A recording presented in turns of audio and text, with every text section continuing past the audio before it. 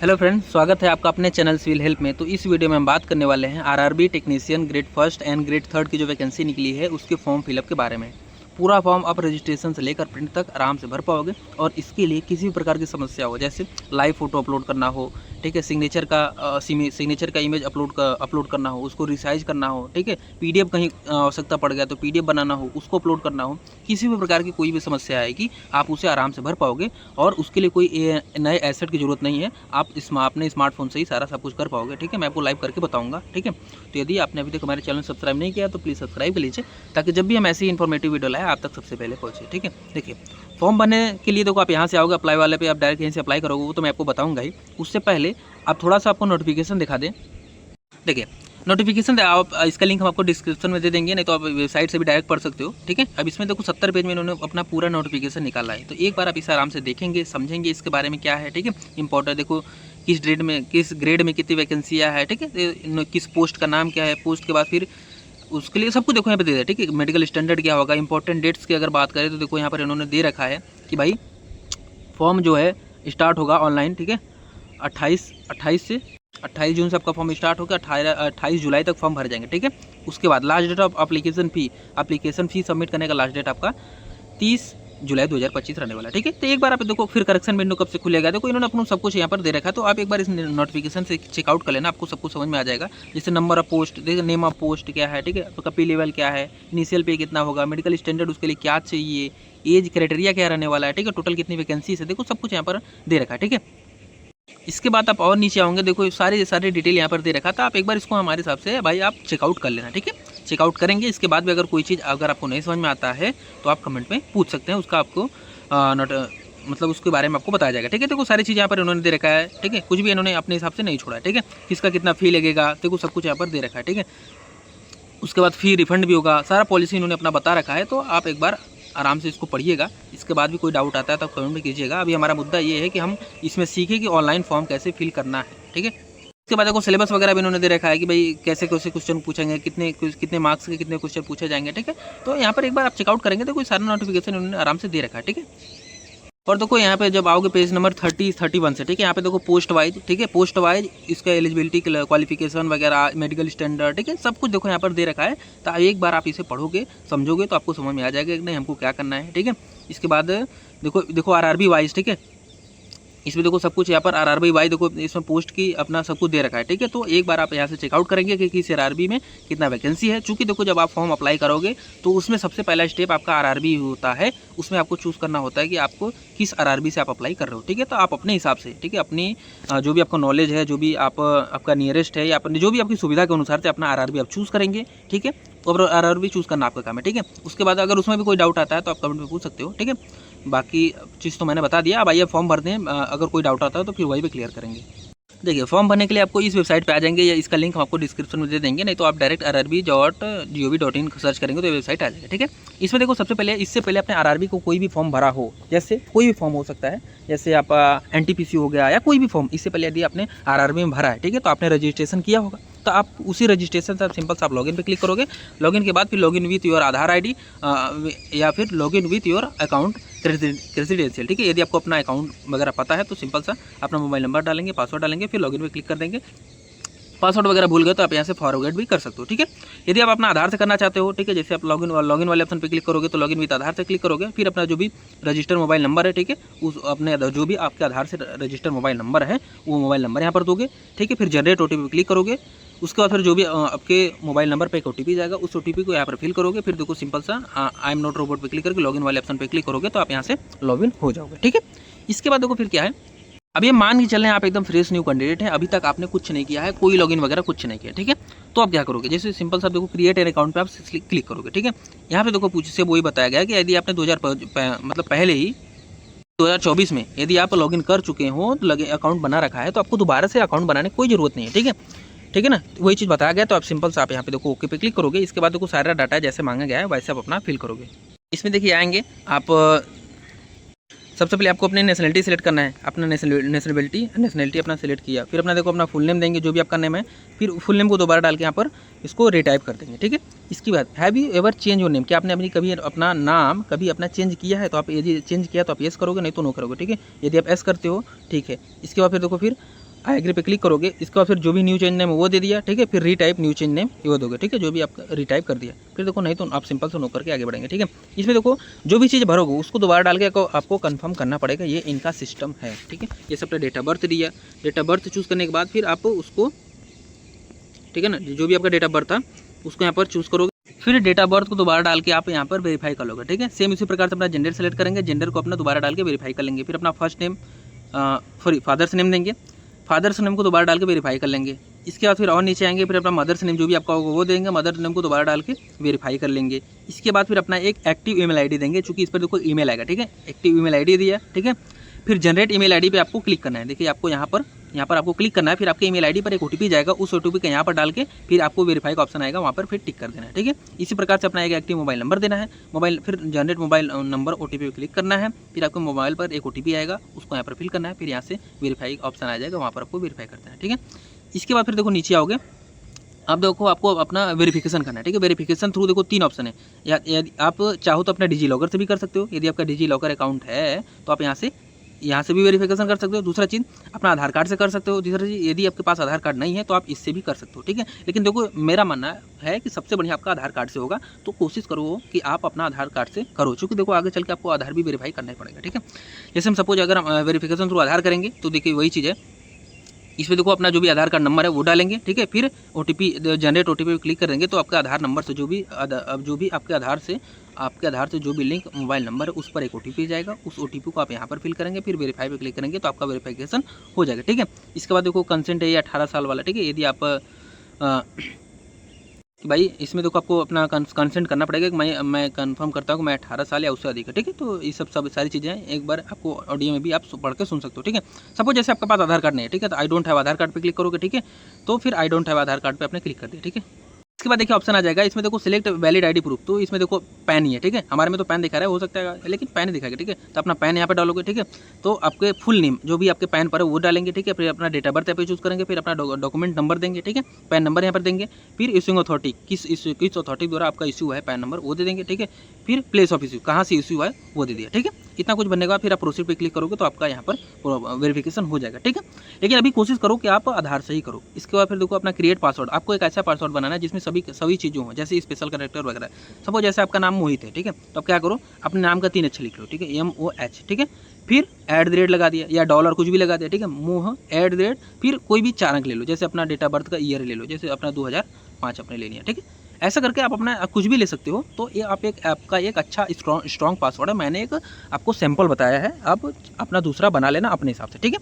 इसके बाद देखो फिर आप क्या दोनों पासवर्ड को डालोगे, इसमें फिर पासवर्ड को डाल के आप कंफर्म करोगे। कंफर्म करने के बाद फिर आप नीचे आओगे, आई एम नॉट रोबोट पे क्लिक करोगे, ठीक है। आई एम नॉट रोबोट पे क्लिक किया, फिर प्रीव्यू एंड क्रिएट अकाउंट पे आप क्लिक करोगे। जैसे आप यहाँ पे क्लिक करोगे ना, यहाँ पर देखिए आपका अकाउंट क्रिएट हो जाएगा, ठीक है।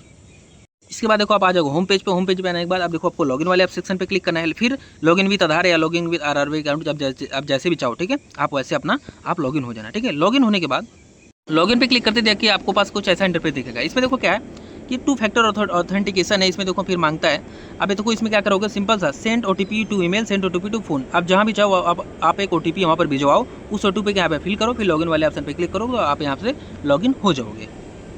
इसके बाद देखिए लॉगिन होते ही आपको कुछ ऐसा इंटरफेस दिखेगा। आप एक बार यहाँ से अपना चेकआउट कर सकते हो, सारा सब कुछ आप यहाँ से देख सकते हो। ये आपका देखो जनरल इंस्ट्रक्शन है, सब कुछ एक बार पढ़ सकते हो। आप देखो फिर आप देखो ऑनलाइन एप्लीकेशन पे आपको जाना है, ठीक है। यहाँ पर आपको जाना है, अब देखो यहाँ पर मॉडिफाई रजिस्ट्रेशन हिस्ट्री डिटेल पे क्लिक करके आपका जो भी आपका रजिस्ट्रेशन में कुछ गलती हो गया है, ठीक है, उसको आप एडिट कर सकते हो। लेकिन इसमें कंडीशन ये है कि आप केवल एक ही बार कर सकते हो, ठीक है। तो आप अपने हिसाब से देख लीजिएगा, गलत नहीं करना है, ठीक है, क्योंकि आपके पास वही लास्ट चांस होगा, ठीक है। फिर एप्लीकेशन हिस्ट्री में जाकर अपना हिस्ट्री वगैरह देख सकते हो, ठीक है। अभी फिलहाल हम यहाँ पे क्लिक करते हैं। इसके बाद देखिए अब देखो करंट में हमारे 2 ही चीज़ें, देखो ये सिंपल सा टेक्नीशियन ग्रेड 1 है, टेक्नीशियन ग्रेड 3 है, ठीक है। तो आप जिस भी के लिए अप्लाई करना चाहते हो सिंपल सा आप उस पर क्लिक करोगे। यहाँ पे देखो अपना RRB चूज़ करोगे, RRB चूज़ करने के बाद फिर इन दोनों जगह टिक करोगे, ठीक है। इन दोनों जगह टिक करोगे, फिर नेक्स्ट वाले ऑप्शन पे आप क्लिक करोगे। क्लिक करते देखिए आपका पर्सनल डिटेल खुल जाएगा। अब पर्सनल डिटेल में अपना सब कुछ एक बार अच्छे से मैच कर लेना है, ठीक है। पर्सनल डिटेल में सब कुछ मैच कर लिया, कोई दिक्कत नहीं। अब देखिए मैरिटल स्टेटस आपको यहाँ से चूज़ कर लेना है, जो भी आपका रिलीजन है वो चूज़ करेंगे। Choice of language of for examination, आप किस लैंग्वेज में एग्जामिनेशन देना चाहते हैं आप उसको यहाँ पे चूज़ करोगे, ठीक है।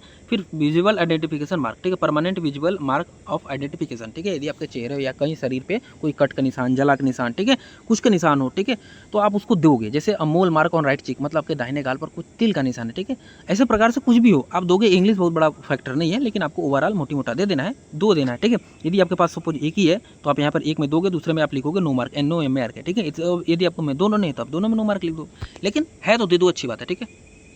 इसके बाद देखिए आपसे पूछा गया कि आपकी कम्युनिटी, आप किस कम्युनिटी में आते हो, जैसे अनरिजर्व में आते हो, ठीक है, SC ST OBC कुछ भी, ठीक है। सपोज हमने देखो अभी OBC चूज़ किया, ठीक है, देखो इसमें वही चीज़ बताया गया कि जो भी आपका जो कैटेगरी सर्टिफिकेट होगा, ठीक है, वो आपका सेंट्रल गवर्नमेंट से बना हुआ होना चाहिए, ठीक है। देखो आप यहाँ पे और उनको रिजर्वेशन मिलेगा, ठीक है। यदि आप SC ST OBC में आते हैं, वो भी नॉन क्रीमी लेयर, ठीक है। तो अब देखो आई अंडरस्टैंड एंड एग्री पे क्लिक करेंगे। देखो इसमें देखो सर्टिफिकेट की बात कहा गया है, जो सर्टिफिकेट का इशू डेट है, ठीक है, वो कहाँ होना चाहिए। देखो इसमें बोला गया है कि the OBC candidate must produce OBC। दूसरा चीज़ देखो, यदि आप OBC में NCL चूज़ करते हो OBC and non creamy layer, ठीक है, यदि आप OBC NCL चूज़ करते हो तो ही आपको इसमें देखो रिजर्वेशन मिलेगा। यदि आप NCL नहीं हो, ठीक है, OBC हो, ठीक है, उसके बाद फिर क्या, यदि आप OBC क्रीमी लेयर हो तो उसमें देखो आपको रिजर्वेशन की तरह ही ट्रीट किया जाता है, उसमें आपको कोई नहीं मिलता है रिजर्वेशन, ठीक है। तो इस बात का ध्यान रखें। दूसरा चीज़ देखो, जो सर्टिफिकेट इशू का डेट है वो 1/4/2025 के बाद होना चाहिए और 28/7/2025 से पहले होना चाहिए, ठीक है। इन दोनों के बीच आपका ये सर्टिफिकेट होना चाहिए, इस बात का आप ध्यान रखेंगे, ठीक है। फिर आप आई अंडरस्टैंड एंड एग्री पे क्लिक करोगे, ठीक है। देखिए फिर इसके बाद देखो आपको ऑप्शन वही बनना है, ठीक है, कि भाई आप OBC हो, इसमें फिर क्या हो, OBC NCL हो कि, ठीक है, क्रीमी लेयर हो, इसमें अपने NCL चूज़ किया यदि आप हो तो, ठीक है। फिर किस कास्ट के उसको चूज़ किया, फिर community certificate number, caste certificate number आप यहाँ पे दोगे। फिर इशूइंग अथॉरिटी, किस अथॉरिटी द्वारा इशू है उस पर लिखा हुआ था, ठीक है, उसको आप चूज़ करोगे। फिर किस डेट को इशू है उसको यहाँ पर सिलेक्ट करोगे, ठीक है। इसी प्रकार से अगर हम EWS सेलेक्ट करें, ठीक है, तो EWS में भी देखो सेम वही चीज़, जो भी आपका सर्टिफिकेट है वो आप 1/4/2025 और 28/7/2025 के बीच होना चाहिए, ठीक है। आप आगे पे आई एग्री पे क्लिक करके उसका भी सेम डाटा वैसे भरोगे। इसके बाद देखो यदि आप SC ST सेलेक्ट कर सकते हो, ठीक है। यदि आप SC ST में आते हो तो इसके बाद फिर अपना जो भी है अपने सेलेक्ट करोगे, ठीक है।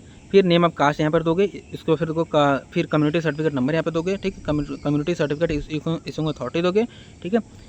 इसके बाद फिर क्या है, कम्युनिटी सर्टिफिकेट डेट, किस डेट को आपका इशू हुआ था, जो भी आपका जाति प्रमाण पत्र है उसको यहाँ पर अपना दे देंगे, ठीक है।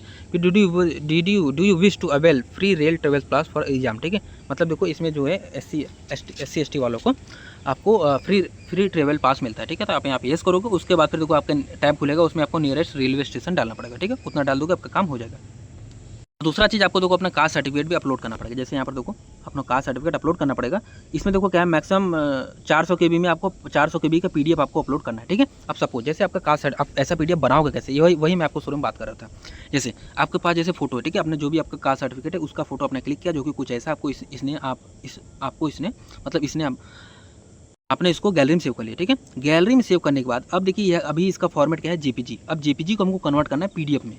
तो देखिए आपको गूगल पे आने के बाद आपको सर्च करना है JPG to PDF आप सर्च करोगे, इतना सर्च करते ही देखो पहली वेबसाइट मिल जाएगी, आपको खोल लेना है, ठीक है, कोई भी खोल सकते हो। अब देखो आप सिलेक्ट इमेज वाले पे जाकर अपना जो भी इमेज है उसको सिलेक्ट करेंगे। सिलेक्ट करने के बाद फिर एक टैब खुलेगा जिसमें आप कन्वर्ट टू PDF वाले ऑप्शन पे क्लिक करेंगे, तो आपको जो भी इमेज होगा वो PDF में कन्वर्ट हो जाएगा। फिर उस आप कन्वर्टेड इमेज को आप यहाँ पर आओगे, सिंपल सा अपलोड डॉक्यूमेंट पे क्लिक करके अपना जो भी इमेज होगा उसको आप अपलोड कर दोगे, ठीक है। इतना छोटा प्रोसेस है। इसके बाद देखो आपका एड्रेस डिटेल है, इसमें आपको प्रेजेंट एड्रेस और परमानेंट एड्रेस दोनों अलग अलग बनना है, ठीक है। तो जैसे अगर प्रेजेंट एड्रेस की बात करूँ तो प्रेजेंट में कहाँ रहते हो, जिस हिसाब से आपका मतलब आप जहाँ पर रहते हो उसका आप यहाँ पर डाटा दोगे, ठीक है। किस स्टेट में रहते हो, डिस्ट्रिक्ट कौन से, एड्रेस यहाँ पर पूरा दोगे, ठीक है। फिर नियरेस्ट सिटी दोगे, मेजर टाउन यहाँ पर दोगे, फिर पिन कोड यहाँ पे दोगे, ठीक है। उसी प्रकार से अपना परमानेंट एड्रेस का दोगे। यदि दोनों अलग अलग है तो आप दोनों अलग अलग फिल करोगे, नहीं है तो यदि दोनों सेम है तो सिंपल सा एक भरोगे। उसके बाद फिर यहाँ पर टिक पे क्लिक करोगे तो जो इसमें भरा रहेगा पूरा चीज़ इसमें भरा हुआ आ जाएगा। उतना कुछ करने के बाद देखो आप सेव नेक्स्ट पर क्लिक करोगे। इसके बाद देखो आप आ जाओगे अपना अदर डिटेल में, ठीक है। आपका पर्सनल डिटेल भरा जा चुका है। इसके बाद फिर अपना अदर डिटेल में आ जाओगे। इसमें देखो यदि आप एक्स सर्विस मैन हो तो आप येस फिल करोगे, ठीक है। फिर अपने किस डिफेंस में थे, मतलब किस सर्विस में थे, आर्मी नेवी एयरफोर्स किस में थे उसको चूज़ करेंगे। फिर आपका रैंक क्या था, ठीक है, डेट ऑफ एंट्री क्या था, किस डेट को आप एंट्री लिए थे, ठीक है। आर यू स्टिल, यदि आप अभी भी डिफेंस में हो तो आप येस या नो यहाँ पर फिल करोगे, ठीक है।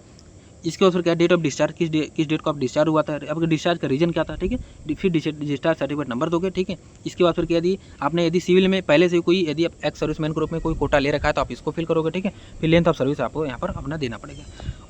उसके बाद फिर देखो क्या, यदि आप PWBD कैंडिडेट है, यदि आप डिसेबल पर्सन है, ठीक है, बेंचमार्क डिसेबिलिटी आपको है तो आप यहाँ पे मतलब दिव्यांग जन हो तो आप यहाँ पे ऐसे फिल करोगे। इसके बाद उसका देखो सारा चीज़ आप दोगे, जैसे वो सब कुछ आपको देखो सर्टिफिकेट डिस्चार्ज PWBD सर्टिफिकेट पे लिखा होता है। जैसे डिस्चार्ज कैटेगरी आपको देना है, फिर सब कैटेगरी जो भी आपको उसको देना है, ठीक है। परसेंटेज ऑफ डिसेबिलिटी आपको देना है, PWBD सर्टिफिकेट नंबर यहाँ पे देना है, फिर UDID नंबर देना है, फिर PWBD सर्टिफिकेट इशू डेट, किस डेट को वो सर्टिफिकेट इशू हुआ था उस डेट को आपको देना है। सब कुछ देने के बाद फिर आप नीचे आओगे। इसके बाद देखिए क्या है कि यदि आप details of serving railway applicant, यदि आप पहले से रेलवे में काम कर रहे हो तो आप यहाँ पे SNO फिल करोगे। फिर क्या आपने अपने पहले क्या आपने अप्लाई कर दिया NOC के लिए अपने कंट्रोलिंग ऑफिसर के पास, तो आप यहाँ पे SNO फिल करोगे, ठीक है। फिर अपना कैटेगरी यहाँ पे सेलेक्ट करेंगे, प्लेस ऑफ वर्किंग सेलेक्ट करेंगे, किस जोन या PU या यूनिट में आप काम करें वहाँ पर उसको सेलेक्ट करेंगे। इसके बाद देखिए क्या है कि detail of course act completed act, ठीक है। कोर्स कंप्लीटेड एक्ट अप्रेंटिस का मतलब करने का मतलब है कि यदि आपने रेलवे से अप्रेंटिस कर रखा है, ठीक है, तो आप यहाँ पे फिल करोगे। इसके बाद किस डेट से आपने किया था, ठीक है, ट्रेनिंग कब से स्टार्ट हुआ था, कब तक चला था, date of duration of training क्या हुआ, ठीक है। इसका रिजल्ट यदि डिक्लेयर हो चुका है तो आप यहाँ पे फिल करोगे, फिर अपना रिजल्ट का डाटा दोगे, ठीक है। सिंपल इतना चीज़ है। यदि आप किए हो तो आप करो, फिल करो, नहीं तो नो फिल करो। इसके बाद देखिए मतलब इनकी तो पॉलिसी ये है कि ये कुछ भी रिफंड करते हैं, ठीक है। कुछ दिनों बाद कुछ भी रिफंड करते हैं, तो रिफंड करते हैं कि किसी बैंक अकाउंट में आएगा, तो जिस बैंक अकाउंट में वो फी आएगा उसका डिटेल आपको देखो यहाँ पर नीचे देना है। जैसे उस अकाउंट होल्डर का नेम देना है, फिर अकाउंट होल्डर का नेम देखो यहाँ पर दे दिया। ये सब देखो पासबुक में फर्स्ट पेज पे आपको लिखा होता है, ठीक है। फिर रिफंड फी बैंक अकाउंट नंबर, उस बैंक का अकाउंट नंबर यहाँ पर देंगे, ठीक है। फिर बैंक अकाउंट नंबर को दोबारा डाल के यहाँ पे कंफर्म कर देंगे। फिर उस बैंक का IFSC कोड वहाँ पे लिखा होता है, IFSC कोड यहाँ पे लिखा होता है, आप उसको यहाँ पर डालोगे, ठीक है। फिर बैंक नेम और बैंक एड्रेस ऑटोमेटिक आ जाएगा, ठीक है। इसके बाद फिर आगे फिर देखो सेव नेक्स्ट आप क्लिक करोगे। इसके बाद देखिए आपको अपना एजुकेशन सेक्शन खुल जाएगा। इसमें देखो अपना एलिजिबिलिटी के हिसाब से अपना सारा डाटा देना है। जैसे आप देखो अगर हम क्वालिफिकेशन वाले सेलेक्ट वाले ऑप्शन पे क्लिक करें तो देखो सारी चीज़ें खुलेंगे, मतलब 10+2 खुलेगी, ITI खुलेगी, मैट्रिकुलेशन खुलेगी, NSC खुलेगी। तो सबसे पहले आप अपना मैट्रिकुलेशन का डाटा दो, उसके बाद अपने ITI का तो ITI का डाटा दो, उसके बाद फिर अपना 10+2 किया तो उसका डाटा दो, ठीक है। इसके बाद यदि अपना NSC किया तो उसका डाटा दो।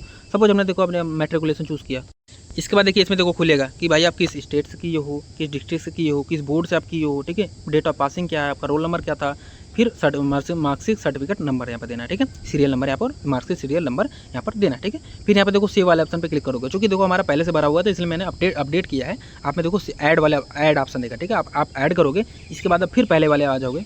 आप यहाँ पर एक बार तो फिर देखो दोबारा से फिर वही कहानी कर सकते हो। इसमें आप ITI चूज़ करके अपना पूरा ITI डाटा दोगे, ठीक है, कि अपने ITI कैसे किया था, ट्रेड क्या था, फीटर था, ठीक है, स्टेट क्या था, डिस्ट्रिक्ट क्या था, इंस्टीट्यूट क्या था, डेट ऑफ पासिंग क्या था, सर्टिफिकेट किसके द्वारा इशू हुआ था, फिर सर्टिफिकेट टाइप क्या था, ठीक है। फिर आप ऐड करोगे, ठीक है। देखो अपने जो भी आपके एजुकेशन क्वालिफिकेशन आप सबको वहाँ पर अपना अपलोड करोगे, उसके बाद फिर देखो मतलब सारा डाटा फिल करोगे। इसके बाद आप नेक्स्ट वाले ऑप्शन पे क्लिक करेंगे। इसके बाद देखिए आपको अपना लाइव फोटो और सिग्नेचर अपलोड करना पड़ेगा। जैसे लाइव फोटो आपको अपलोड करना पड़ेगा, दूसरा चीज़ आपको अपना सिग्नेचर अपलोड करना पड़ेगा। जैसे लाइव फोटो के लिए देखो कहानी है कि आपको मतलब एक अच्छा सा मतलब कैप वैप नहीं लगाना है, चश्मा नहीं लगाना है, मतलब एक फॉर्मल वे में पीछे बैकग्राउंड आपका सही होना चाहिए, ठीक है, वाइट बैकग्राउंड होना चाहिए। तो उस हिसाब से आप अपना एक अच्छा सा फोटो लेंगे, ठीक है। फोटो लेने के लिए सिंपल सी चीज़ है, देखो 2 ऑप्शन है। पहला चीज़, यदि आपके पास कैप्चर लाइव इमेज है तो आप यहाँ पे मतलब आप डायरेक्टली मोबाइल से भरो तो आप यहाँ पे क्लिक करोगे। इसके बाद फिर देखो यदि आप में टैब खुल रहा है तब तो कोई दिक्कत नहीं तो अगर नहीं खुल रहा है तो ये आपको वेब कैमरा चाहिए, ठीक है। वेब कैमरा आपके पास होगा तो ही आप इससे भर पाओगे, ठीक है। सिंपल सा प्रोसेस है। यदि पहले मतलब टाइप करना है मोबाइल से कैप्चर लाइव इमेज पे, अगर आपको कैमरा खुल गया तो आप डायरेक्ट आप अपलोड कर सकते हो, नहीं खुल रहा है तो सिंपल सा आप समझ जाइए कि ये ऑप्शन कंप्यूटर के लिए, ठीक है। आपके लिए क्या है, दूसरा ऑप्शन है, ठीक है। देखो capture live image from mobile पे आपको क्लिक करना है। यहाँ पे देखो क्लिक करोगे तो इसके बाद देखो एक आपको ऊपर ही कहीं एक कैप्चर देगा, ठीक है, सॉरी एक QR कोड देगा। फिर उस QR कोड को आपको स्कैन करना है। स्कैन करते ही देखिए आपके पास फिर आपके मोबाइल में एक रेलवे का फिर वही वेबसाइट खुल जाएगा। वेबसाइट खुलने के बाद फिर आप उसमें अपना अकाउंट से अपना अकाउंट होल्डर का नेम वगैरह सब कुछ डाल के उसमें लॉगिन करोगे। लॉगिन करने के बाद फिर देखो सेम वही चीज़ आपको फिर कैमरा के लिए एक्सेस मांगेगा, ठीक है। फिर कैमरा के लिए आप एक्सेस दोगे, फिर वहाँ से आप उसे कैप्चर इमेज पर क्लिक करोगे, फिर लाइव फोटो, फिर आपको वो फोटो अपलोड हो जाएगा, ठीक है। फोटो अपलोड करने के सिंपल से प्रोसेस है, आपको अपने फेस को अलाइन करना है। अलाइन करने के बाद अपने आई ब्लिंक करना है दो तीन बार, वो आराम से आपका फोटो कैप्चर कर लेगा, ठीक है, ऑटोमेटिक। इसके बाद देखो फिर क्या है, इसके बाद देखो आपका सिग्नेचर आपको अपलोड करना है, ठीक है। अपलोड करना अगर हो जा रहा है तो ठीक है, नहीं अगर कोई एरर आ रहा है, ठीक है, तो बताना, हम उसका सोल्यूशन आपको लाइव करके भी बता देंगे। लेकिन सिंपल सा प्रोसेस है, हो जाएगा, कोई एरर वगैरह नहीं आ रहा है, ठीक है।